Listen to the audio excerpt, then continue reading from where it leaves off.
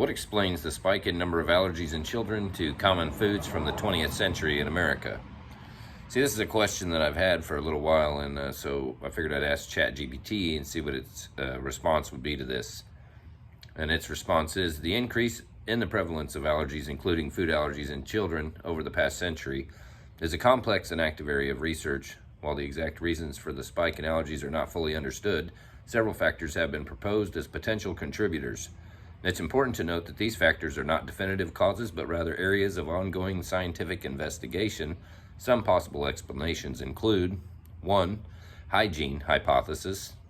This hypothesis suggests that increased cleanliness and reduced exposure to certain microbes in early childhood may negatively impact the development of the immune system, leading to an increased risk of allergies. The idea is that the immune system needs exposure to a variety of microorganisms early in life to develop properly. So depending on, what the CDC's recommendations are and, how they roll this stuff out could determine whether or not children are actually getting a healthy dose of, microorganisms.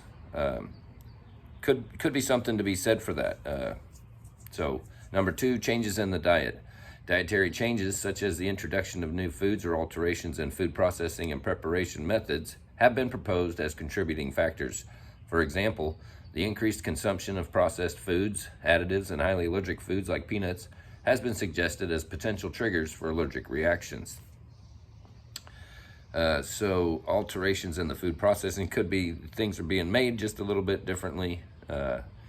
3. Environmental factors. Environmental factors including pollution, exposure to certain chemicals, and changes in indoor and outdoor environments may play a role in the development of allergies.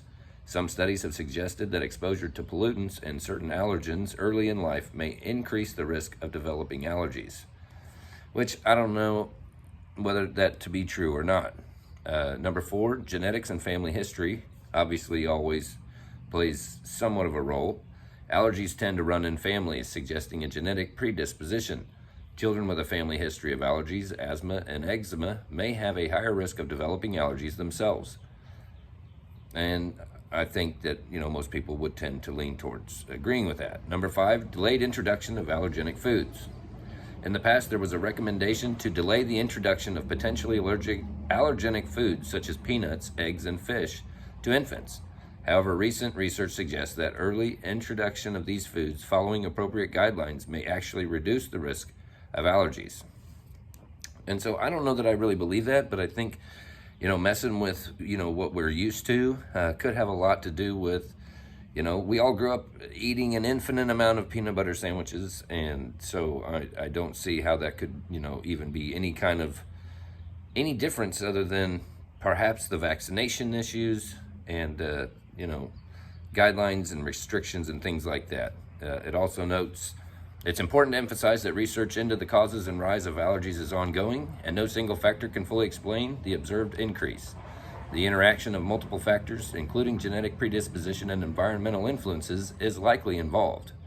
Scientists and medical professionals continue to investigate these factors to better understand and address the rise in allergies.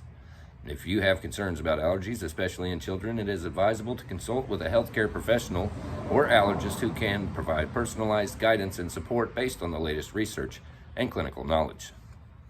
So basically, at the end of the day, what I'm trying to establish is there any correlation between when we started regulating and implementing and forcing all of our children to take all these vaccines, making different rules and regulations about not exposing them to peanut butter and peanuts and fish and eggs and other types of shit.